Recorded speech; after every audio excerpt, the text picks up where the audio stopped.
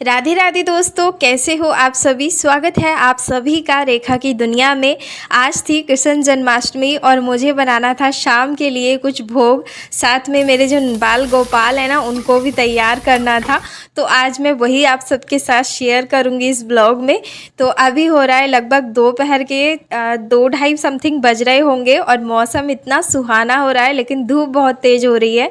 वैसे तो हर साल हमारे यहाँ पर बारिश होती है जन्माष्टमी पर, लेकिन इस बार ना बारिश ही नहीं हुई। और पिछली बार तो इतनी बारिश हुई थी, मतलब एकदम वही सीन हो गया था जैसे कृष्ण जी का जन्म हुआ था ना, बिल्कुल वही वाला।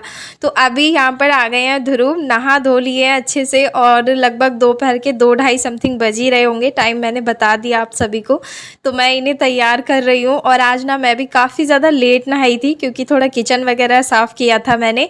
शाम को भोग वगैरह बनेगा ना, बस उसी वजह से। तो यहाँ पर मैं ध्रुव को रेडी कर रही हूँ, कान्हा बना रही हूँ उन्हें। और कान्हा के जो इनके कपड़े थे ना, वो छोटे हो गए थे। तो अभी जाकर मार्केट से लेकर आए हैं, दादू के साथ गए थे और लाके तुरंत से ही बोलने लगे, मम्मा मुझे कान्हा बना दो, कान्हा बना दो। सुबह से ज़िद उठाई हुई थी इन्होंने। तो मैंने इन्हें फाइनली अभी कान्हा बना दिया है। और पता नहीं ये शाम तक बने रहेंगे भी या नहीं, क्योंकि बच्चे ना बहुत जल्दी बोरिंग हो जाते हैं नए कपड़ों से। तो चलिए, मेरे बाल गोपाल तो तैयार होकर एकदम बैठ गए हैं और मुरली भी बजा रहे हैं। बड़ा अच्छा सीन था ये, तो मैंने बस कैमरे में यहाँ पर कैप्चर कर लिया थोड़ा सा। और अब मैं भी जाऊँगी तैयार होने के लिए, क्योंकि 2-2:30-3 बज गए थे मुझे इन्हें रेडी करते करते। तो यहाँ पर मैं थोड़ी सी ना पिक लेने की सोच रही थी, लेकिन कोई भी फ़ोटो ये अच्छे से नहीं दे रहे थे। किसी न किसी फ़ोटो में कुछ ना कुछ शैतानी इनकी लगी हुई थी। फिर भी मैंने जैसे तैसे करके फिर थोड़ी सी वीडियो बना ली, उसी में से स्क्रीनशॉट ले लिए थे। अब बस यहाँ पे इन्होंने एक माला तोड़ ली है, तुड़वा ली थी मुझसे, मम्मा मुझे माला तोड़ कर दो और मुझे मोतियों के साथ खेलना है। तो ये मोतियों के साथ खेल रहे हैं। तो अभी मैंने इनको सैंडल पहना दिए हैं और ये जाएंगे घूमने के लिए, बाहर में घूम कर आएंगे। बहुत सारे बच्चे घूम रहे थे इधर से उधर, मतलब कान्हा बने हुए थे।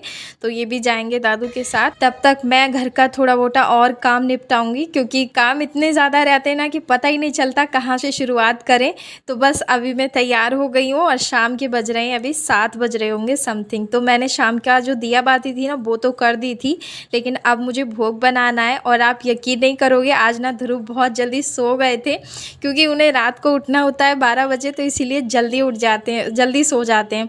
तो वो अभी सो गए थे। मैं भोग बनाने के लिए आ गई हूँ और सबसे पहले मैंने चूल्हे को प्रणाम कर लिया है और किचन आज पूरी तरह से क्लीन कर दिया था मैंने, क्योंकि शाम के लिए भोग बनाना था।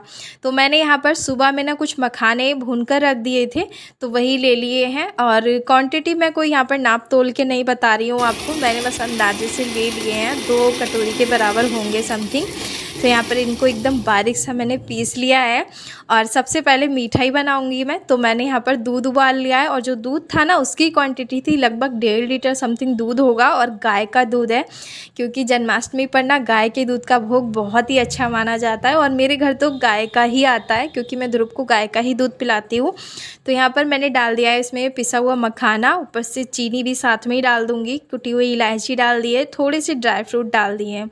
अब सारी चीज़ें ना एक साथ पकती रहेंगी, तो मुझे बार बार डालने की ज़रूरत नहीं पड़ेगी। और आराम से अब इसे बस धीमी धीमी आंच पे हम पका लेंगे और बीच बीच में उसे चलाती रहूँगी। सॉरी। अब यहाँ पे मैं फटाफट से चटनी बना लेती हूँ, क्योंकि व्रत में ना जब तक चटनी ना बने तब तक मज़ा ही नहीं आता किसी भी चीज़ को खाने का। वैसे स्वाद के लिए नहीं बना रही हूँ, मैं हमेशा ही बनाती हूँ, हस्बैंड को बहुत पसंद है, तो इसीलिए। तो मैंने बस इसमें सेंधा नमक डाली है और धनिया है और हरी मिर्च है, इसके अलावा कोई भी कुछ नहीं डाला है चटनी में। चटनी बहुत ज़्यादा टेस्टी लगती है, स्पेशली पकौड़ी के साथ। अब मैंने यहाँ पे ले लिए हैं आलू और इनको लंबा लंबा चॉप कर रही हूँ फ्रेंच फ्राइज शेप में। और अच्छे से ना 2-4 बार आलूओं को मैंने धुल लिया है, ताकि सारा स्टार्च निकल जाए इनका। तो ये जो पकौड़ी है ना, मेरे घर लगभग बनी जाती हैं, हर तीज त्यौहार पर बनती हैं। स्पेशली जब शिवरात्रि रहती है या फिर नवरात्रि रहते हैं ना, तो बहुत ज़्यादा बनती हैं। पसंद बहुत ज़्यादा है, लेकिन कोटू की पकौड़ी में ना थोड़ा सा गर्म होता है, तो इसीलिए हम कम ही खाते हैं। तो थोड़ी सी हो लेकिन बनाते ज़रूर हैं। तो इसमें मैंने डाल दिया है धनिया पाउडर, साथ में सेंधा नमक डाला है और ब्लैक पेपर, हरा मिर्च, धनिया और साथ में ऊपर से कोटू का आटा डाल दिया है। तो व्रत में क्या रहता है ना, हर किसी की फैमिली में अलग अलग चीज़ें खाते हैं। तो हमारे यहाँ पर जो चीज़ें खाई जाती हैं मैं वही चीज़ें डालती हूँ, बाकी और कुछ नहीं डालती हूँ। आप लोग जो नहीं खाते हो वो स्किप कर सकते हो। अब यहाँ पे मैंने रिफाइंड को गर्म कर लिया था एकदम अच्छे से और इसी में डीप फ्राई कर रही हूँ। और बहुत से लोग क्या करते हैं, मतलब देसी घी में ही बनाते हैं सारा भोग, लेकिन हमारे यहाँ पर रिफाइंड में बन जाता है। सरसों के तेल में कम ही बनाते हैं। तो रिफाइंड से ना मुझे एलर्जी है, इसीलिए कभी कभी रहता है कि मैं रिफाइंड में सरसों के तेल में बना लेती हूँ, क्योंकि देसी घी का मैं बिल्कुल नहीं खा पाती, तो इसी वजह से। और यहाँ पर दूसरा गान भी मैं चढ़ा दी हूँ। मतलब 1-2 बार में मैंने सारी पकौड़ियाँ बना ली थी और ये जो पकौड़ियाँ हैं ना मेरे बेटे को भी बहुत ज़्यादा पसंद आती हैं। अब मैंने ले लिए यहाँ पर कुछ उबले हुए आलू, जिनको मैं उबाल कर ठंडा कर ली थी एकदम, क्योंकि मेरे हस्बैंड को ना कोटू से थोड़ी सी प्रॉब्लम है, तो वो कोटू कम खाते हैं। तो मैं यहाँ पर उनके लिए आलू छोकूंगी। तो आलू के साथ में ही मैं ऊपर से इस पर सारी चीज़ें डाल दूँगी, जिसमें मैंने सेंधा नमक, धनिया डाल दिया है, ब्लैक पेपर डाल दिया है, थोड़ा सा हरा धनिया भी डाला है। तो सूखा धनिया भी हम लोग खा लेते हैं व्रत में, आप लोग नहीं खाते हो तो स्किप कर सकते हो। और अब ले लिए मैंने यहाँ पर आधी लौकी। तो लौकी के बिना ना व्रत का खाना अधूरा सा ही लगता है, तो मैंने थोड़ी सी ले ली थी। वैसे तो मैं इसे रायता बनाने के लिए लाई थी, लेकिन रायता कोई खा नहीं पाएगा।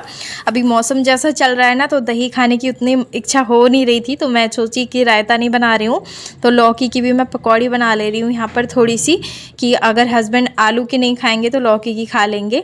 तो इसे ना बिना पानी के ही लगा रही हूँ मैं, क्योंकि लौकी में काफ़ी ज़्यादा पानी रहता है। आप अगर इसमें पानी डालोगे ना तो ये बह जाएगा और बहुत ही अच्छी नहीं बनेंगी पकौड़ियाँ। और ये देखिए दूसरा वाला जो घान था ना वो भी सारा बनकर तैयार हो गया है। तो जो आलू की पकौड़ियाँ हैं ना वो हमने सुबह में भी नाश्ते में खाई थी, काफ़ी ज़्यादा बन गई थी। अब मैं यहाँ पे जो लौकी वाली पकौड़ियाँ हैं वो सारी बना रही हूँ। लौकी की पकौड़ियाँ ना ये बहुत स्वादिष्ट लगती हैं, आप आलू की खाना भूल जाओगे एक बार इस तरह से बनाओगे तो यहाँ पर जो मखाने की खीर बन रही है ना वो आप देख सकते हो थिक होनी शुरू हो गई है। तो इसे ना इतना ही थिक रखेंगे, क्योंकि ठंडी होने के बाद ना ये और ज़्यादा थिक हो जाएगी। मखाने ना थोड़े से मतलब ठंडे होने के बाद जम जाते हैं, तो इसी वजह से। तो बस उसे 1-2 मिनट और उबालूंगी और उसे निकाल दूंगी, मतलब उतार के रख दूंगी साइड में। तो यहाँ पर आप देख सकते हो एकदम करारी करारी लौकी की पकौड़ियाँ बन गई हैं और सारी एक बार में ही बन गई थी, तो इतनी ही बनाई थी मैंने। अब मैंने यहाँ पे डाल दिया है कढ़ाई में थोड़ा सा हींग और ज़ीरा डाल दिया है, हरा मिर्च डाल देंगे और जो आलू थे ना मैश किए हुए वो डाल दिए मैंने। तो आलू में ना मुझे थोड़ा सा ऑयल कम लग रहा था, एकदम सूखे सूखे रह गए थे, तो उतने अच्छे नहीं लग रहे थे। तो फिर क्या किया था मैंने, सुबह नाश्ते में इनको इसी तरह से फ्राई करके ना और मतलब मसाले डालकर खा लिए थे चाय के साथ। तो चलिए यहाँ पर सारा ही भोग बनकर हमारे लड्डू गोपाल का तैयार हो गया है। तो मैंने खीर परोस ली है, मखाने की खीर बहुत ही अच्छी मानी जाती है उनके भोग में।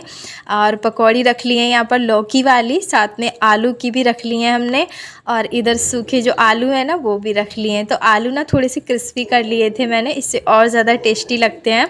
तो दही भी ले लिया, एकदम फ्रेश दही जमाया था मैंने घर का, एक दिन पहले ही जमा कर रख देती हूँ। हरी चटनी ले ली है और कंप्लीट यहाँ पर जो भोग थाली है वो बनकर तैयार हो गई है। तो कैसी लगी है ये भोग थाली, आप ना इसे किसी भी तरह के व्रत में बनाकर खा सकते हो, बहुत ही ज़्यादा जल्दी बन जाती है और खाने में बहुत स्वादिष्ट लगती है। चलिए दोस्तों, आई होप रेसिपीज़ आपको सारी पसंद आई होंगी। अगर पसंद आई है तो वीडियो को लाइक शेयर सब्सक्राइब करना बिल्कुल मत भूलिएगा। राधे राधे।